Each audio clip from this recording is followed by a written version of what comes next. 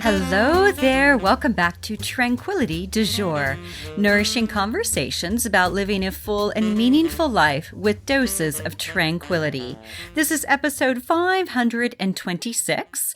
I'm your host, Kimberly Wilson, bringing you tranquility through this medium since 2005. Now, a reminder, if you have not yet subscribed, be sure to hit the subscribe button on Spotify, Apple Podcast, Amazon, or Overcast. And I've got a link for this over in the show notes, which can be found at kimberlywilson.com/526. Also, anyone who is new to Tranquility du Jour, a big welcome. Delighted to have you here. And you can find out more at kimberlywilson.com/new.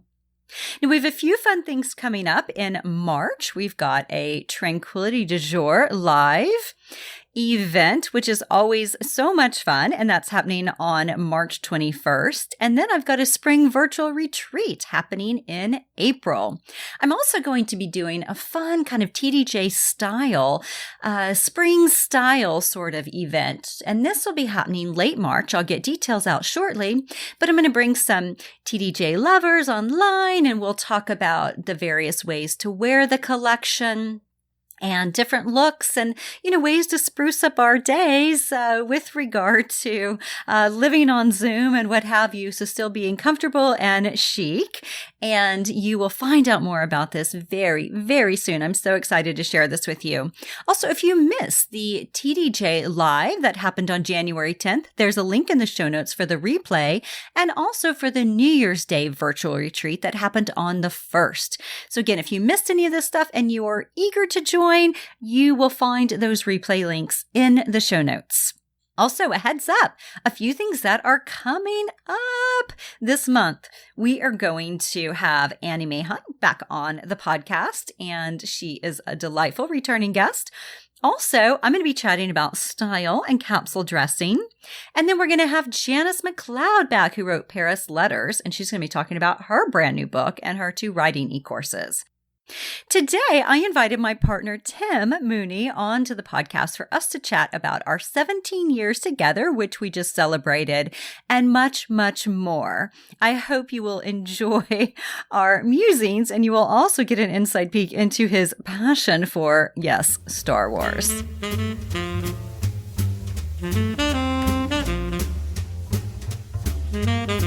Hey there, Tim. Welcome back to the Tranquility du Jour podcast. Thank you. It's one of my favorite podcasts of all podcastdom. As well it should be. So 17 years. So I thought it would be fun to just kind of chat about the journey. I don't know if you've been on since the 15th. It's been a couple of years, I think. Yeah. It's been a while. And so just... You're welcome, everybody. So just kind of talking about all the craziness, right? I mean, it's been a pretty wild year, really. And, I think giving a little bit of insight into the ways in which we have navigated it as a family of 6, with 4 crazy pets. Every time you say that, it's like, it makes it extra crazy, right? Yeah. Well, we should paint the picture of what's happening right now, too. You may be hearing possibly the fire in the background. That's because we're in the middle of a big snowstorm in West Virginia at the cabin. And it's lots of fun, and we tromped around in the snow a little bit and all of that. But that's just sort of like, I think the big thing that has been a piece of what the last year has been is that we've spent more time here at my place, which is about an hour and 45 minutes outside of DC. And that's been fun and nice, and it's been a nice change of pace, and I think it's given us both a little bit more space with our zoo, and to be able for me to have my own little office as opposed to a little spot on the kitchen table that I get to clear off and then get out of the way, and so that's been good. I think that's been a helpful thing, and the ability to safely and responsibly go between the 2 places. So, I mean, that's been the biggest thing. I mean, you think about the difference between our 16-year anniversary, and what was going on and where we were and what's happening now. It's kind of like, a lot's happened. A lot has happened. Yeah. And, it's funny too, if we even think about what happened last anniversary, right? So, we went to Asheville. We were so excited. We went to this cute little place from these two guys who had pugs and loved pugs and did a lot of pug rescue. And who were great, especially given what happened. And then, poor Gizmo has a seizure. We end up at the emergency vet our very first night. And then we came back early so we could get him to our vet. So we were just like, oh my gosh, at our 17 year, which was 1 year from there, we're like, it's been a year and no more symptoms from this crazy cat. And I'm sure we mentally thought, well, that's going to be the worst thing that happens this year. Right. It was off to a rough start. And then, it just got oddly more entertaining. It got extra weird from there. Yeah. Well, and what's so funny too, and I, laugh about this a lot with clients or friends of just like, remember if we thought it was going to be 2 weeks, Yeah, I never thought it was going to be 2 weeks. Didn't? But I don't know if I thought it was going to be a year plus. I mean, really, it's probably, sorry everyone if this is a bummer, but I mean, in a way, it may be closer to 2 years before things like really get closer to some semblance of what normal was. But even then, there's going to be permanent changes, I think. But still, it's like, we're rounding the corner to a year. Was it March 11th? Was that the crazy night? March 13th, I think, was the Friday. But March 11th was the crazy night. Was the Tom Hanks and the Rudy Gobert and the NBA shutting down. State of the Union. Yeah. All of that. That was a funny night. That's going to be a milestone, I think, when we get to there. But yeah. And it's just funny.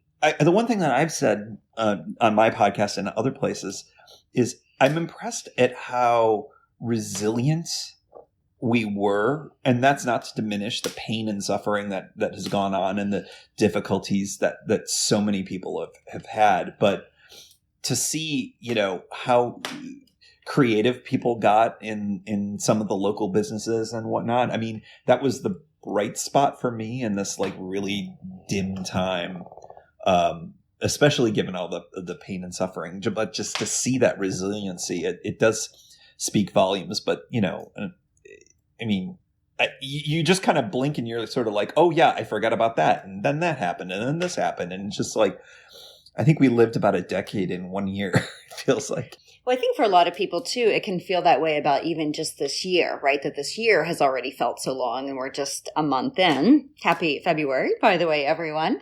But, as you say the word resiliency, I think that is the big thing that comes to mind to me with clients, with friends, with colleagues of just like, who thought we could get through this, especially when we were like, 2 weeks, how will we survive, And I remember early on in everything watching something on the news and they said that we probably wouldn't have large gatherings again until fall of 2021. And my jaw dropped. I was like, what do you mean? And they were talking graduations, concerts, and I think it was sporting events. Yeah. Yeah. And I was like, oh my gosh, like this is the long haul. And so that was a bit of a wake-up call to me early on. But, I think the piece that has been, as you were saying, kind of resiliency, but also just how nice it is to simplify, because at that point too, I remember it was like mid-March, and from there until like into summer, I didn't have a free weekend, right? We were traveling or, I was visiting friends or I was leading retreats or all this sort of stuff or hosting workshops or whatever. And I was going into it pretty exhausted, already. And then so to have all that removed was oddly liberating. And now it's like, I don't know. Of course, I will want to travel as soon as we can. I will want to go to Paris. I will want to see my family. Those are really the two big things. But otherwise, I feel like I really do want to keep life a lot more simple, kind of as we've been doing. I think early on too, we were having campfires, sitting outside and having campfires at nights. And, of course, now we're inside having fires. And, that's a time where we would do that sometimes on the weekends, but it wasn't like an every evening sort of thing. And I've also, my client load, I stopped seeing clients typically by 7:30, whereas back, whenever I would see clients in my office, it was sometimes 8:30, 9:30. Yeah. I mean, sometimes I even took 9:30 p.m. clients, right? So, now I couldn't dream of that. I want to be in bed by 10 or 11. So it's just an interesting, I think, evolution with everything. I mean, one other fun thing, too, I have to say that's come out of this, and I have to credit you for it. Well, starting the ballet. Of course, I was already doing ballet at Washington Ballet, but doing a lot of ballet online. And then you were like, because I fell in love with one of my teachers. He's amazing. And he's so great. And you were like, well, why don't you ask him if he does private sessions? So I had to track him down on LinkedIn like a little stalker. Yeah. Well, we got you the bar too. That was and another you got big me a thing. bar. Yeah. Or I got the bar. Actually, I got the bar in 2019 for a photo shoot in my office. Remember? Right. Oh, wow. That right. That goes way back. I go back to this whole thing about it. There's a movie or a TV show that was on, the line was time is a flat circle. And I was like, oh, I don't get it. Now I get it. I mean, it's like time is so weird. And during all of this, but yeah, the ballet thing has been really fun to observe you taking part in, and the joy that you get from it. And then because we share a space and you often dance and I'm sort of in the same room, I kind of, I get to watch you do it, but also sort of experience like what goes on with it. So I feel like I know this guy too. It's like, yeah, it's funny. Again, it's easy for us to kind of sit here and laugh and, again, not to diminish the bad stuff that's gone on, but there have been little pockets of joy to kind of get through the dark times on all of this. And that's certainly one of them. And I guess kind of trying to focus more on those than on the bad things has been a really helpful thing, just because mental health has been such a huge barrier for so many people throughout all of this. And I think even talking to a family member of mine who would never admit to, issues of that, they were like, hey, I think I understand what depression is now. And it's just like, wow, it's just interesting observing that too. And, seeing that being something to be overcome as well. But at the same time, people are being challenged in different ways than they ever thought that they possibly could. I mean, this is your job, so you probably are hearing a lot of that too. Well, it's funny that you say this, actually, because I'm just going to grab my notes from a workshop I took last week on grief. And it was a lot about, because as you say, depression, right? I think a lot of people can relate to that. And, even people who are like, I'm not usually depressed or I'm not usually affected by things. I mean, I think in particular right now, like say, in this time, it's February, it's dark, it's cold, people are inside more. And, I always find, honestly, February in Washington, D.C. to be the hardest month for people. I just always do. So we're going into that. And then you layer on top of it, right, the so many coping skills or tools, I should say, strategies that have been taken away from people, like the ability to meet up for brunch, and see friends, to go into the office and see colleagues. I mean, some people it's a blessing, right? If you're more introverted, you're like, oh my God, I love being home all the time. Others are like scratching at the walls, just like really wanting to get out.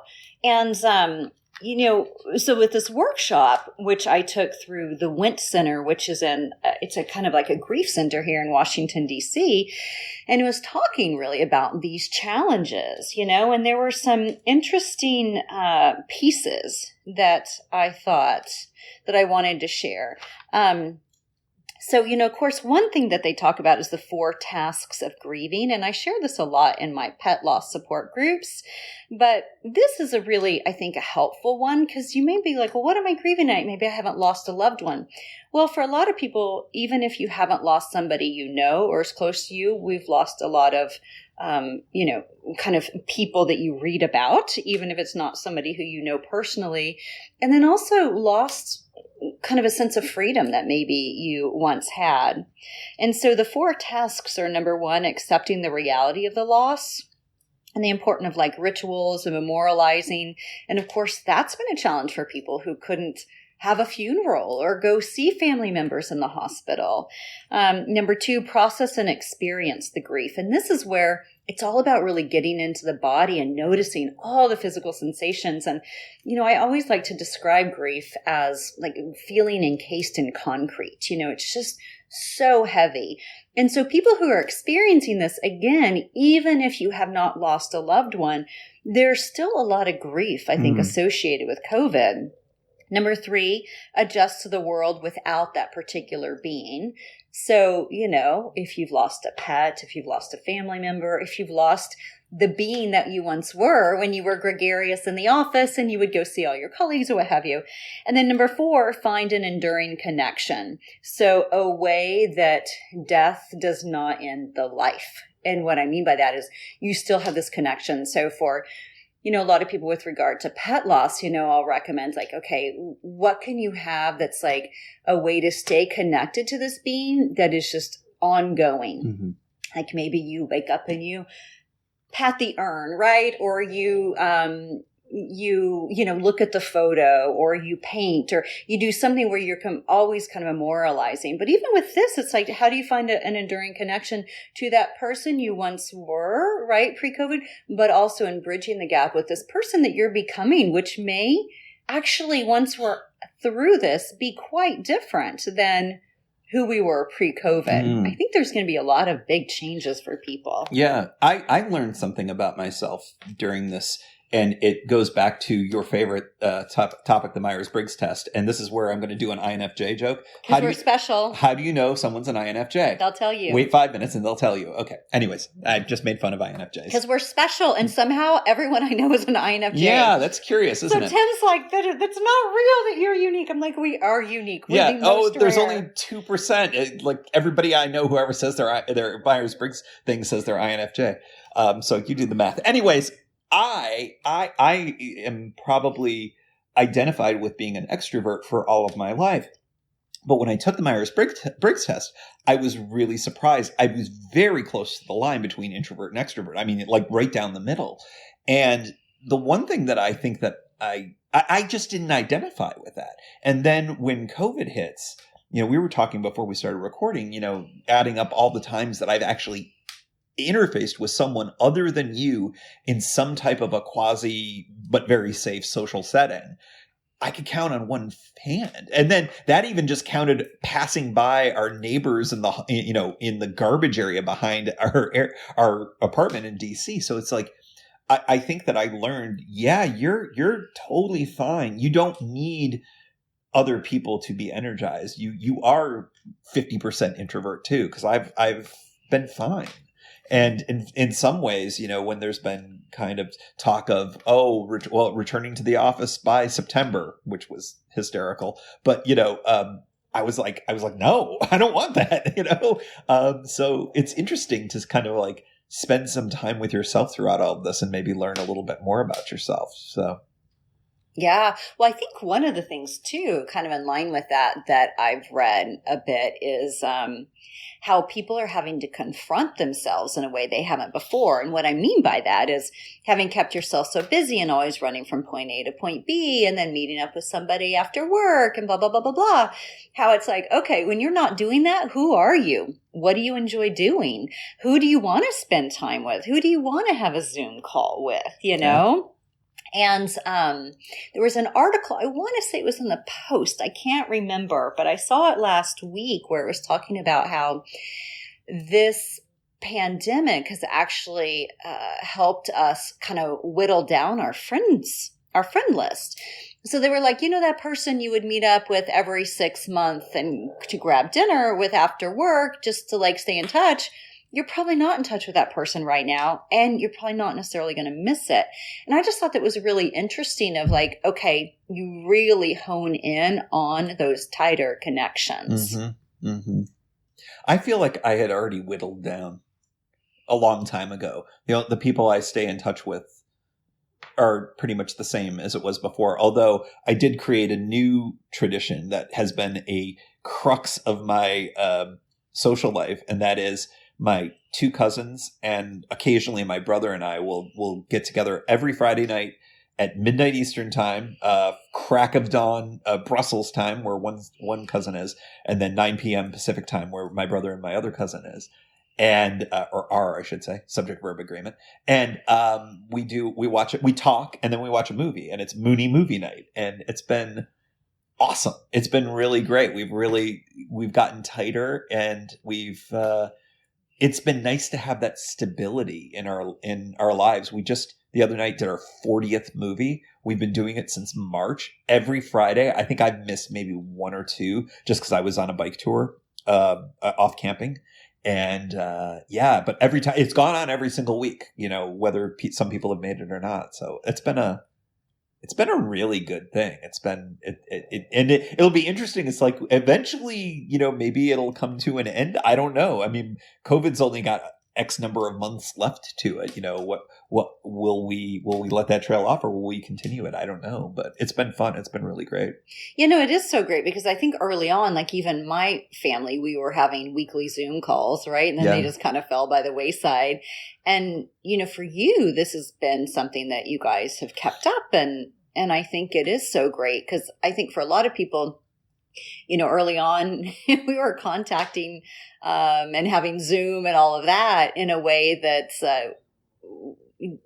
felt really important then, but maybe became not as important, especially spending so much time on on Zoom during the day.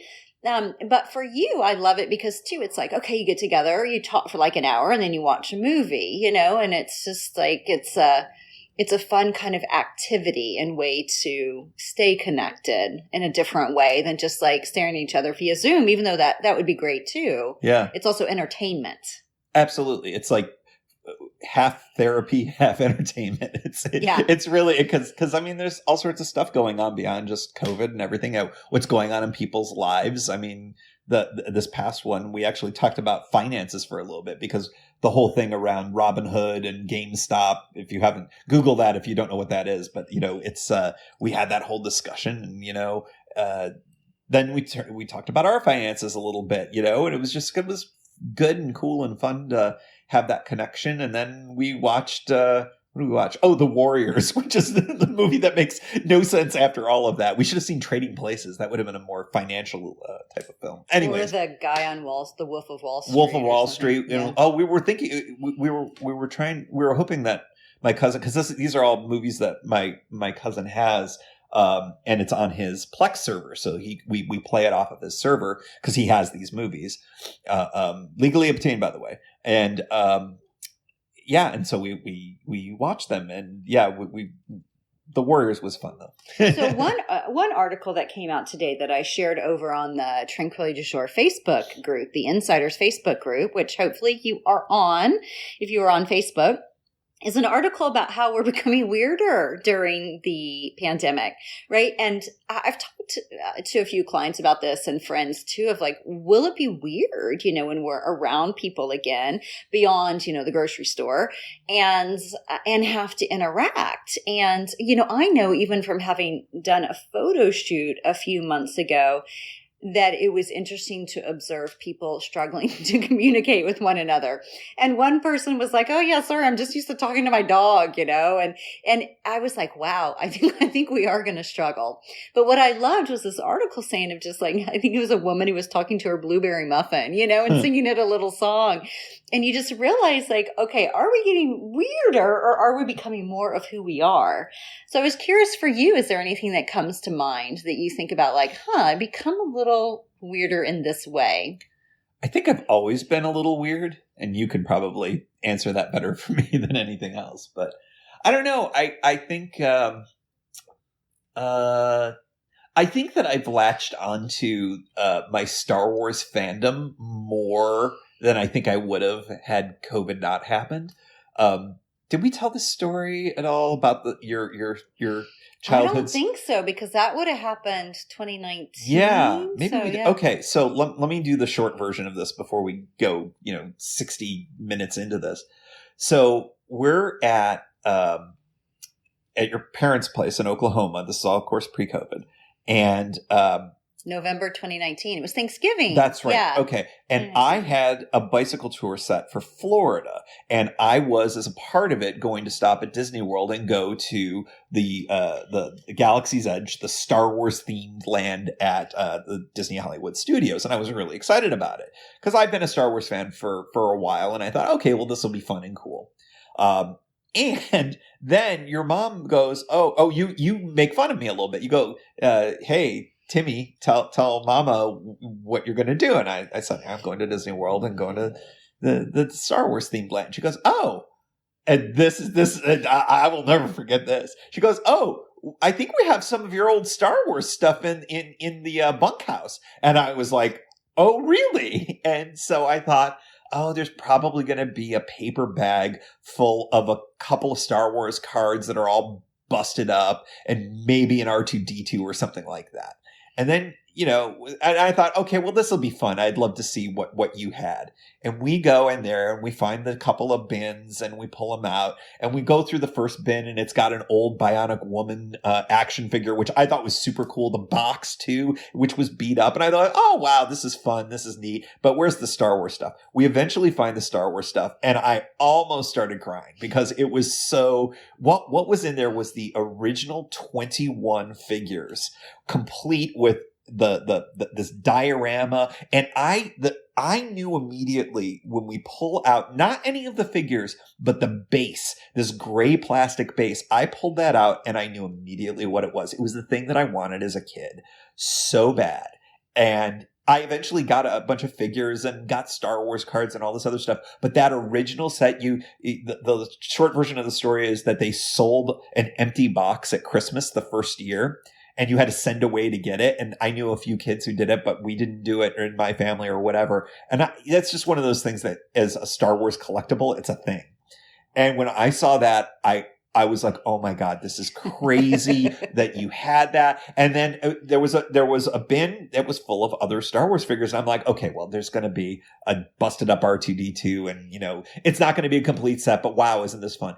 And then every single time I reached in and pulled out one of these figures, and then I pulled out the Cantina set and realized that all of the original 21 figures, the first 21 figures that came out were in there. I just lost my mind. And then there was a bunch of other stuff too. It was like every Christmas rolled into one for me. And that from that point and through now, and I think COVID has enhanced it just to bring it back to that. I've been watching The Mandalorian, I'm watching all the shows, and I watched all the animated things because I had plenty of time to watch things on television now more than ever. And so, yeah, I've been reading some of the books, and it's just been a nice thing to reconnect to, but in a much deeper way than I ever did. And that's been one of the things that I've used to sort of replace going to shows and, other stuff like that. And is it weird? Maybe. But it's definitely given me a lot of joy in all of this. So I don't know. I guess to go back to the weird question, I think everybody's doing weird things. I mean, some people are baking lots of bread, which I've also done. Right. Right. Yeah. And other things. We just have replaced things with other things. And I don't know. I wouldn't say this has been a great year by any stretch of the imagination. There's been so much loss, and I know people have lost family members, and it's just so devastatingly sad. But we've gotten by with that, and maybe we tapped into a little weirdness to do that. Yeah. No, absolutely. I think, for me, as I was listening to you and just knowing about your Star Wars. Because you're like, oh no, this is going to take 10 minutes. We call them his Star Trek dolls, you guys. It's like my mom and I so make fun. Anyway, he's so happy. He even has a little lit case for it, but we won't go there. Maybe we'll show you a photo at some point. I got a custom case and I lit it with LEDs that I built myself. Oh my God. Yeah. Yes. It went there, people. It did. But it's funny for me. I was like, gosh, what have I done? That's weird. I mean, and there's so many things, right? But I think for me, I've become like oddly obsessed with like skincare stuff, right? Yes. I'm always buying new serums. Oh my God. And candles. So candles, and serums. Things that you drink. Like you, oh yes, and I drink. You drink 17 different things in a day. That's true. Okay, and some of them are powders, and some are tablets that fizz. Right. Yes. And then you're like, can you make me a green juice? And now we're into apple cider vinegar, which is delicious, by the way. It is delicious. Beverages. That's right, beverages. Liquid sustenance. Well, I was on a big kombucha thing early on in the pandemic, right? And And then, and then I buy these little tablets by 8 Greens that has all these greens in it. And then I have this like plant-based collagen powder that I mix up. And I've got one that's magnesium that's supposed to help with stress, but really it's also supposed to help with migraines. So I've got those, but then facial serums, which has been amazing because I finally have gotten rid of some of the eczema that I was dealing with. And then she gave me one for Christmas. And I gave him one for Christmas. And I joked, this is the Christmas gift I didn't know I needed. Yes, but it's great. You have collagen now. Yes, and I use it. And then, of course, candles, but it is just funny how it's like our spending, because I don't feel by any means that I have been extravagant with it. But it is interesting how, our spending of having, in the past done a lot of experiences. For I think we've shifted. We've done some online experiences like the Airbnb experiences, which if you guys don't know those, check them out and check out Hidden Jazz Club. Yes. We've done them twice. And so experiences, and then I would just say like self-care or like personal care stuff, from ballet classes, like, oh my gosh, the, amount spent there, but I would not change it. Serums wouldn't change it. Tablets wouldn't change it. So it's just interesting how, our kind of consumption has shifted, but not in a bad way at all. We were able to do that one week where we were both able to still work over in the Eastern Shore, and we kind of mapped this out in was this super responsible way, and we were still distanced, and we didn't come in contact with anybody, and all of that. We brought all the dogs with us, and that was fun. That was one getaway. We've had I guess it's just been one. That's hasn't been the one, yeah. And that was for his birthday, and we rented. And some of you may recall seeing it because I shared a lot on Instagram. And it would probably be in my month in review for September, but beautiful old farmhouse. And it was way more house than we needed. Oh my God, yeah. I mean, we had a whole second floor that we didn't use. Yeah. But what was great about it, we just used the bottom floor, but what was great about it is upstairs they had these like old bathrooms with these old kind of clawfoots. That's kind of the whole reason I got it. And then it just had a lot of space for the dogs to run around, and that town was so cute. Yeah, Cape Charles, Virginia. If you have not been to Cape Charles, Virginia, it is worth it. It's absolutely adorable. Maybe 3.5 hours from DC. Yeah, maybe 3.5 or 4. But what was great about it was it was a town that was doing it right. There was good amenities that were outdoors, and it was after the beach season, so they had the businesses were still open. A couple had already gone into hibernation a little bit, but it was fun and cool, and it was a nice break to, even though we kept working and doing what we were doing. What was great was, unlike here or at home, where it was sort of like, oh, okay, well, let's watch something on Netflix or whatever. We're like, oh, well, let's go to that little brewery, or let's go to that little Irish pub. It's fun. That was the biggest upset of all, was the fact that your favorite thing was an Irish pub. Oh yeah. That was my biggest surprise. It was like an old church, though. I think a converted church. It was beautiful, so beautiful. Yeah. It was the cutest little town, you guys. So that was our one big getaway. And a great beach. That was a great beach. Yeah. And we would go down in the mornings, walk on the beach, and then have our work day. And then we had our evenings free because I didn't do evening clients that week, and that was really, really lovely. Yeah, and we were really fortunate to be able to have that capability to do that, and but that was nice. That was nice because you can go a little stir crazy in spaces. And what was super smart about that, and for those of you listening, if you like doing Airbnb stuff, I thought this was really interesting. So initially, we were just going to do 5 days, and that was just fine, right? But then I was like, oh, maybe let's do a week. And whenever I did the week pricing, it actually was the same amount as 5 days because they gave a week discount. Yep. So always worth looking into that if you have the ability to stay those extra days, because it didn't cost anything extra. Yeah. So I thought that was amazing. Yeah. Except for all the extra fish and chips for me. I think that's what I got all the time there. It's like, because I've been largely vegetarian, but like I got, for some reason, I was into fish and chips that week. Yeah, that's right. That's right. And lots of ciders. Oh my gosh, yeah.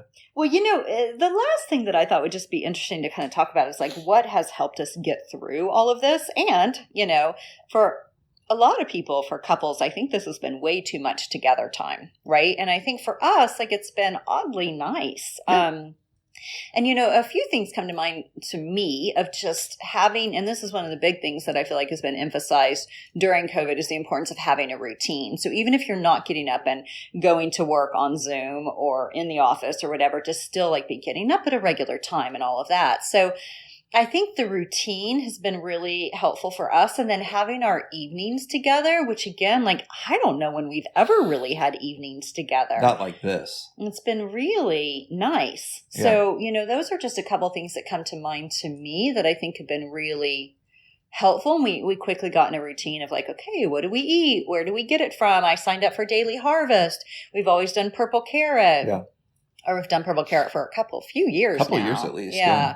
So, all those, you've got Mooney movie nights. And you're like, okay, go to bed. Yeah. I'm like, oh my gosh, it starts at midnight. I'm like, peace out. You have made an appearance or two. Yeah. When you've been miraculously up that late. Right. Yeah. Right. No, I think that's true. And we're fortunate that here in West Virginia, we've got the ability to have our own workspaces. Which we don't so much have in DC. And I think that's typical for a lot of folks. And, again, we're just really fortunate to have that kind of setup. But even when we are in DC, we're in DC a fair amount,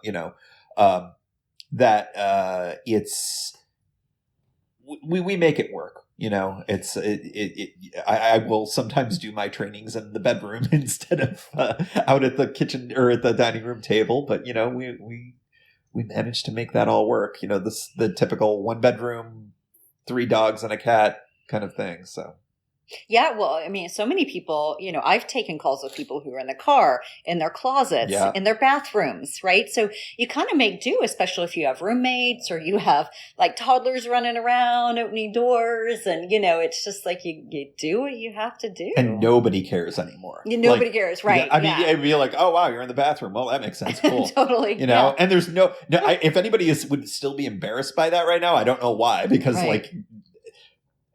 in the middle of a Supreme Court argument in the spring last year. Right, there was a toilet flush. A toilet flush. Yeah. I mean, that's embarrassing. Right. Yeah. That I think is once that happened, really anything goes now. Awesome. Well, any final thoughts you'd like to share with our listeners on kind of 17 years? COVID. I liked the 17 years. That's been nice.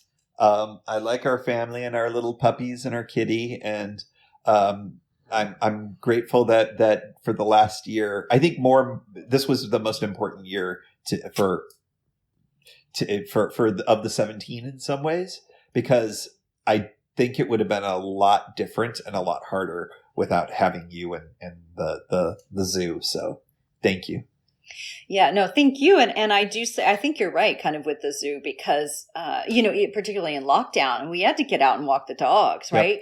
Yep. And people started a lot of people started getting dogs, but I mean, they really have been such good companions, I mean, sometimes if I'm in DC without you, I come back, Gizzy has all sorts of new songs and nicknames. And It's like the lady in the article that sings song to her blueberry muffins. I mean, Gizzy hears so many songs and, and it's just like, they have in particular, I think for some people it's been plants too, but they in particular have been a great gift, I think, during all of this. Yeah, I think at least one of the dogs is definitely not into me going back to the office. So she's like, yeah, no, y'all are closed.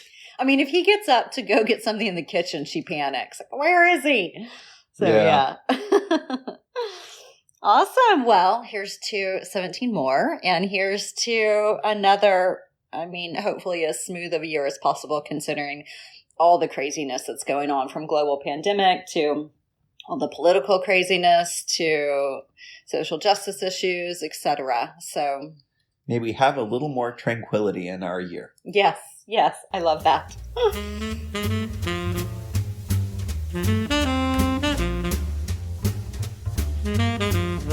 Savvy sources. So one of the things I mentioned in the show was the Washington Post article. The pandemic is showing us which friendships are worth keeping. So I've got a link to that in the show notes for you. Also, reminder, it is February. You're probably fully aware of that, but that means a brand new book, and would love to have you reading along with us in the online book club. And this month's is Keep Moving by Maggie Smith, who is a poet, and it's beautiful. It's small and digestible. And I think the thing about the reason I chose it, and I thought it would just be perfect for February, is February's hard. It's cold. It's dark. It's overwhelming. I find it to be a really hard month for people. And I think we could all use a little motivation to keep moving. So you'll find a link in the show notes to the TDJ Insiders Facebook group. Would love to have you join us there to read along. And I also share inspiration throughout the month. Also, if you are not yet receiving Love Notes, you can subscribe to that and you'll get a really sweet downloadable that is filled with a lot of tranquility tools. You'll also find links in the show notes to my 6 books and planner, ways to follow along on Facebook, Instagram, and YouTube, a link to my seasonless, vegan, locally made, eco-friendly fashion line, TDJ by Kimberly. Again, wonderful wishes for the week ahead. Bye-bye.